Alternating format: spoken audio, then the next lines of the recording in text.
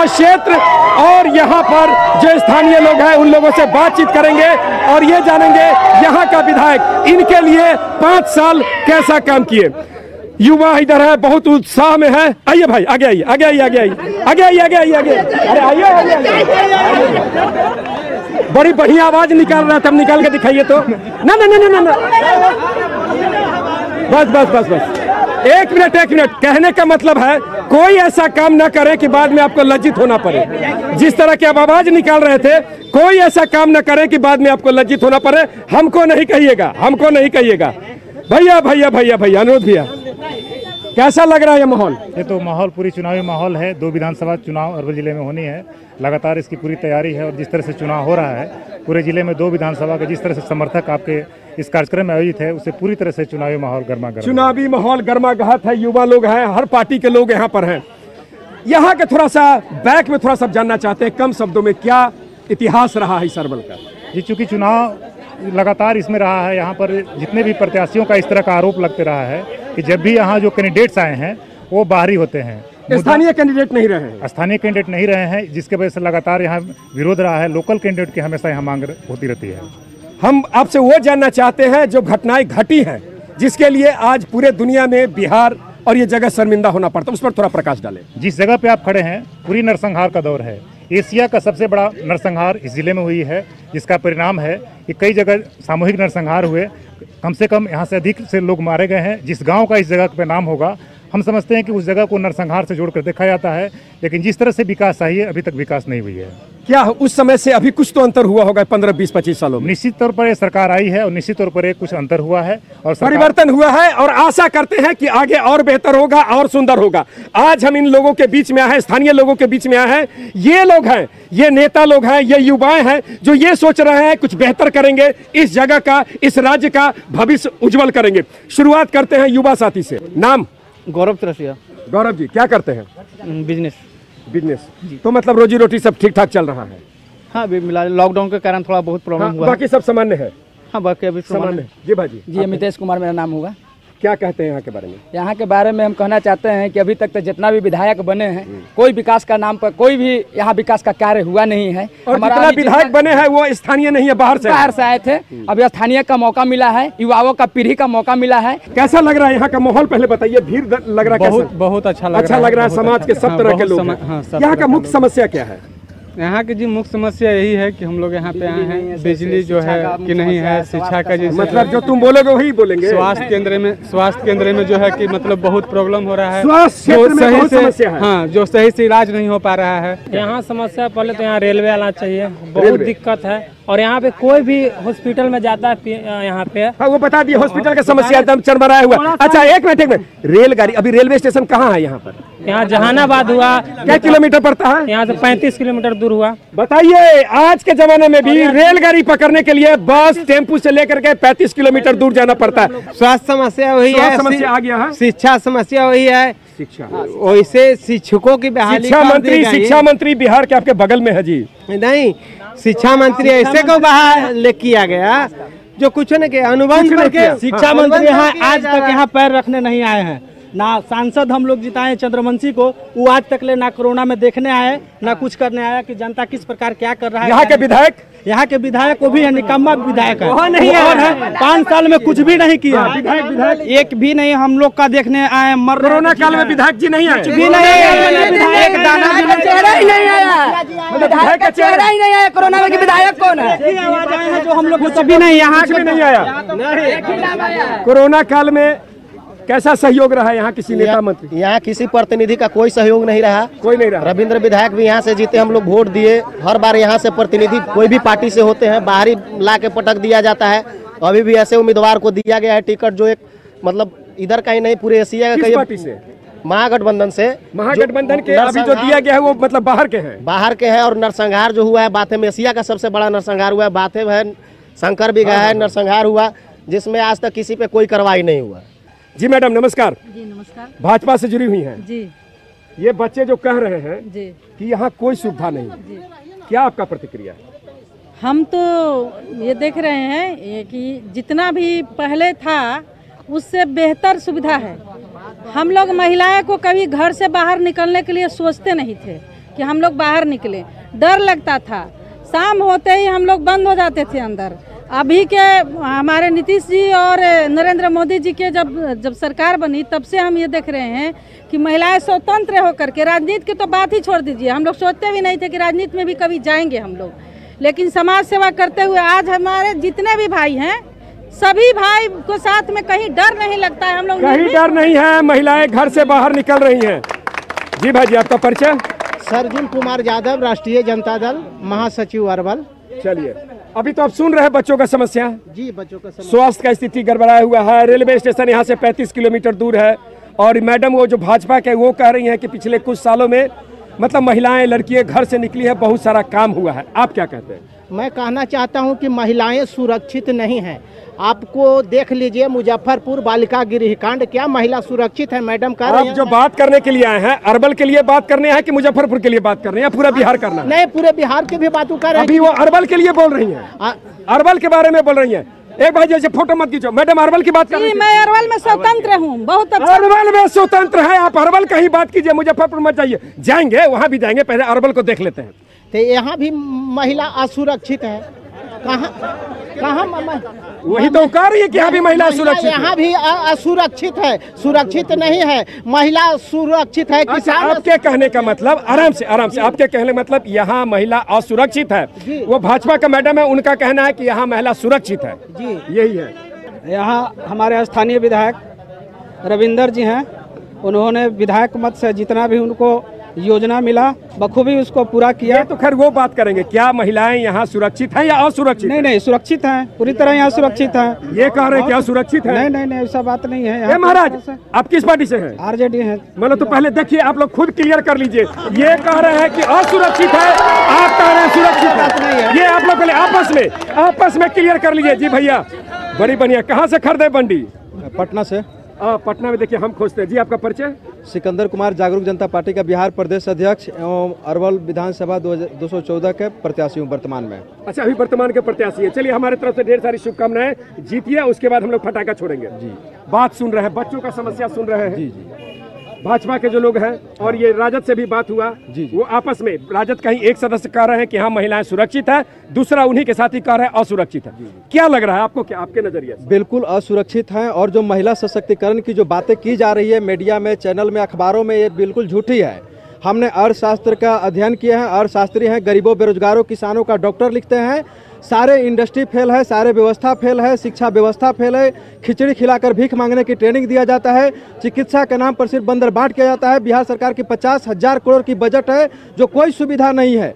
शिक्षा पर 47,000 करोड़ का बजट है जो कोई व्यवस्था नहीं है। इसी तरह सारे बिहार के इंडस्ट्री। आप बिहार सरकार का वर्णन कर रहे हैं? जी, अरवल में भी अगर सरकार ही ध्वस्त रहे। अरवल पर भी आ जाइए। यहाँ के विधायक का काम कैसा रहा? यहाँ के विधायक का काम संतोषजनक नहीं है, क्योंकि हर सेक्टर में सारे प्रत्याशी फेल हैं। चलिए। हाँ सर, आपका परिचय? लोजपा नेता। क्या बात है, ये आप सुन रहे हैं? अभी तो लोजपा मतलब जिस फुलफिले से पहली बार आया है, लोगों को बहुत आशा आकांक्षा बढ़ गया। ये इनका भी बात सुने, राजद के लोगों का बात सुने, भाजपा के लोग और यूथ का भी बात सुने। आपका क्या प्रतिक्रिया है? देखिए, मेरा स्पष्ट कहना है और स्पष्ट मानना है, माननीय नीतीश कुमार के पहले जो पूर्ववर्ती सरकार थी और माननीय नीतीश कुमार के 15 साल, जिसमें माननीय तेजस्वी यादव भी 18 महीना सरकार में शामिल रहे, लेकिन दोनों सरकारें नौजवानों को ठगा, रोजगार सृजन नहीं किया। यानी कि 15 दूनी 30, पहला का 15, अभी का 15, दोनों जनता को ठगा। दोनों आज बेरोजगार की संख्या बढ़ी बिहार में। चलिए, एक मिनट, हम आपको काउंटर करेंगे। आप लोजपा से हैं। सरकार किसी का हो, लोजपा के जो भी वरिष्ठ है कहीं न कहीं सरकार में सटे नहीं रहे। हमारे नेता माननीय चिराग पासवान समय समय पर उन्होंने ध्यान आकृष्ट कराते रहे। कोई ऐसा सरकार हो जहां आपके पार्टी के मुख्य पद पर न हो, लेकिन समय समय पर माननीय चिराग पासवान जो मूलभूत सुविधाएं उपलब्ध नहीं कराया सरकार। अगर चिराग पासवान का बात करते हैं तो उनका कहानी अभी शुरू हुआ है। ये जो बात हो रहा है लगभग पिछले 30 साल और 30 साल के पहले और वर्तमान का बात कर रहा है।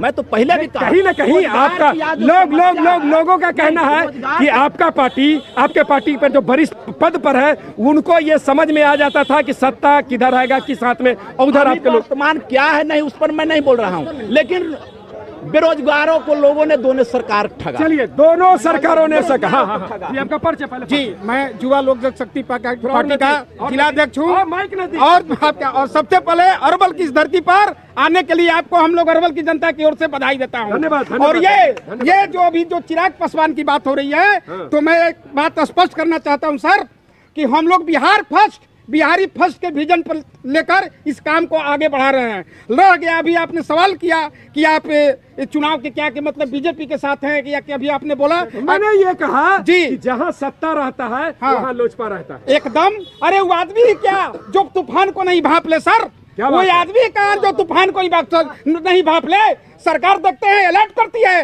कि तूफान आने वाला है, ठनका गिरने वाला है, तो हम लोग कौन सा गलत का काम कर रहे हैं? मेरा बात सुन लीजिए। बोलिए महिपाल जी। बहुत बड़ी अच्छा शेरो शायरी में बोले। अब जब वो सरकार ही क्या जो मतलब स्थिति को न समझे, अगर आप स्थिति को समझते हैं और स्थिति में इतना सारा समस्या है, तो इसका भी तो जिम्मेवारी लीजिएगा। हम लोग मतलब ये आप लीजिए कि अगर यहाँ पर रेलगाड़ी नहीं आया है, 35 किलोमीटर जाना पड़ता है, तो उसमें आप भी हैं। एकदम। अरवल से औरंगाबाद से जो हम लोग रेलवे लाइन के लिए हम लोग ने इतने बड़े लोग अरवल की जनता ने आंदोलन किया, उसका मैं समर्थक हूँ। दूसरी बात की अरवल में जो हम लोग का जाम का समस्या है सर, जाम का जो घोर समस्या है उसको सुधारा जाए। रह गया शिक्षा, सुधारा जाए नहीं। अरे अब सरकार में थे महाराज, थे ना, इसके पहले क्या थे, इसके पहले सर। चलिए आ रहे जी। मैडम 2 कदम आगे जी। नमस्कार, आपका नाम? मेरा नाम राजलक्ष्मी कुमारी हुआ। क्या करती है मैडम? अभी पार्टी में महिला प्रकोष्ठ पे जिलाध्यक्ष हूँ। अच्छा। लोजपा पार्टी से। लोजपा से हैं। जब बोली थोड़ा सा इस तरह का मीटिंग हो तो थोड़ा सा पानी उनी आप रख करके चलिए। जिस तरह भैया चेला कहीं कुछ हो जाए तो दिक्कत हो जाएगा, तो महिलाएं बहन होती है तो ध्यान रखते हैं कि चाचा बड़ी हल्ला करे। गार्जियन है। हाँ, तो गार्जियन का ध्यान नहीं दे रही है। पानी उनी लेके चलिए। एक महिला, हम पार्टी से नहीं बाहर से बात, एक महिला होने के नाते क्या लगता है अरवल में महिलाएं, लड़कियां कितना सुरक्षित, कितना सेफ है? महिला कहीं भी पूरा 100% सुरक्षित नहीं है।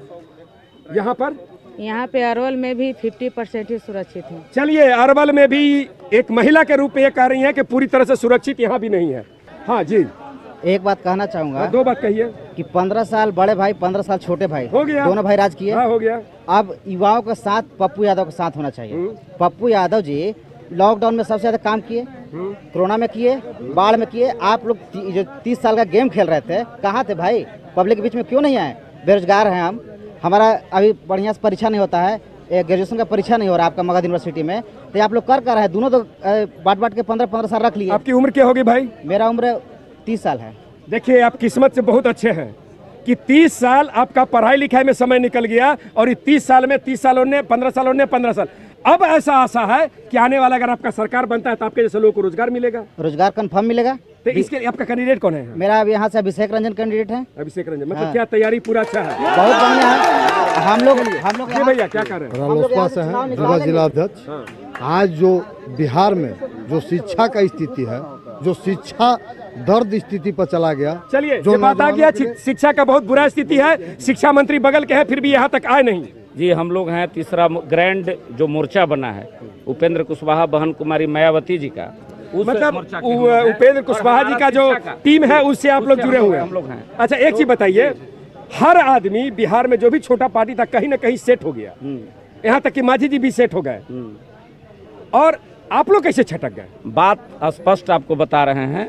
इस देश का सबसे बड़ा नेता बहन कुमारी मायावती हैं, जो ओबीसी का और दलितों का, और उनको नजर आया बिहार में कि सबसे अगर उपजाऊ नेता, मेरा तो अभी याद आया, जब उधर जगह नहीं मिला तब याद आया। उपेंद्र कुशवाहा जब जाते तब ना, जब गए तो यानी कि उपेंद्र कुशवाहा अपने स्वार्थ में कभी ये भैया कभी वो भैया घूम रहे थे। जगदेव बाबू ने कहा था, जगदेव बाबू कहा था, इस धरती है जगदेव बाबू का, क्रांतिकारियों का धरती है। पहले पीढ़ी के लोग मारे जाएंगे, दूसरे पीढ़ी के लोग जेल जाएंगे, और तीसरे पीढ़ी के लोग बिहार में सत्ता करेंगे, और ये तीसरा पीढ़ी का लोग जो है, ये दोनों लोग ठगने का काम किया। तो भाई नहीं, कहने का मतलब है इतना दिन उपेंद्र जी भी ठगाते रहे, लोग इनको पूर्वक बनाते रहा। जी, हम आपको पहले बता दिए, हमारा जो नेचुरल नेता है, प्राकृतिक से, जो आप शिक्षा मंत्री रहते हुए शिक्षा का अलग जगाने की बात करता हो, जो शिक्षा मंत्री स्वयं हो, और कहा कोलाजियम सिस्टम पर मामला लाया कि जज का बहाली कैसे होता है, जो बड़े घराने के लोग, मनुवादी प्रवृत्ति के लोग जज बन जाते हैं, उस पर मनुवादी प्रवृत्ति के लोगों को बनाया और इसलिए उपेंद्र कुशवाहा को बिगड़ने का काम हुआ। इस देश में क्या है, जज कैसे बहाल होता है, न्यायपालिका पर किसने क्वेश्चन उठाया, ये बात हमारा नेता ने कहने का काम किया। ये उपेंद्र कुशवाहा जी हमारे माननीय तेजस्वी जी का नेता ये नहीं मान रहे थे और हमारे तेजस्वी जी युवाओं का धड़कन है, युवाओं का नेता उससे नहीं। देखिए ये पॉलिटिक्स मत कीजिए, हम सिंपल सवाल पूछ रहे हैं, जवाब दीजिए, या कोई दे सकता है जी? सुन लीजिए, सिंपल सा बात है, ये राजद से अलग क्यों हुए, अलग क्यों किया गया? देखिए उनकी महत्वाकांक्षा रहा है कि हम बिहार का मुख्यमंत्री बनेंगे और वो चाहते हैं कि राजद से सौदाबाजी करें और राजद जो है बिहार में बहुत बड़ी पार्टी है और वो चाहते हैं कि उससे सौदा करें, जो सौदा होने वाला नहीं। ये सब तितली फितिंगी की बात मत कीजिए और स्थानीय मुद्दे की बात किया जाए। जो स्थानीय बात है हम किस पे वोट करेंगे, ये बात की बात है। इनके राज में महिला बीघा में यही बीघा में दिव्यांग महिला के साथ अत्याचार होता है, यही बेलाओं में दिव्यांग महिला के साथ अत्याचार होता है, कहाँ महिला सुरक्षित है? अरवल के इस धरती पर यहाँ सैकड़ों लोग उपस्थित हैं, इन लोगों से बात करेंगे और ये जानेंगे यहाँ का मुख्य समस्या क्या है। उससे पहले हम लेंगे एक छोटा सा ब्रेक। एक बार फिर मैं मनीष मेवाल आपका स्वागत करते हैं अपने इस कार्यक्रम में जिसका नाम है लिट्टी पर चर्चा। लिट्टी खाते खाते लोग यहाँ बातचीत करते आ रहे हैं, माहौल पूरा गर्म है। जी भाई जी, आपका परिचय? हम हैं रंजय कुमार, बहुजन समाज पार्टी के प्रदेश महासचिव। क्या बात है, बहुजन समाज पार्टी के, इसीलिए आपके चर्चा कर रहे थे। तो मेरे ख्याल से जो आप लोग का मत मोटा मोटी सेम है, कुछ नया कहना चाहेंगे? नया कहना चाहेंगे कि अरवल का जो हमारा क्षेत्र का विकास का मामला है, आप उस पर आइए।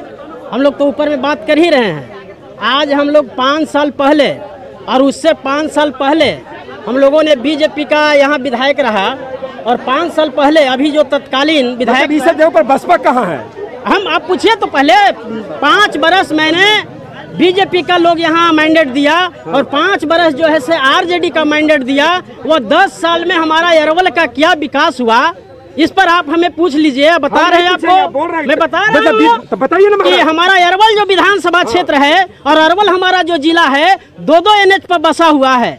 हर हमेशा यहाँ जो एक्सीडेंट होता है और ब्लड के अभाव में हमारा रोगी जो है से मर जाता है और ट्रामा सेंटर का 10 बरस में जो है हमारे यहाँ आरजेडी का विधायक रहे और बीजेपी का 5 साल विधायक रहे, लेकिन ट्रामा सेंटर का यहाँ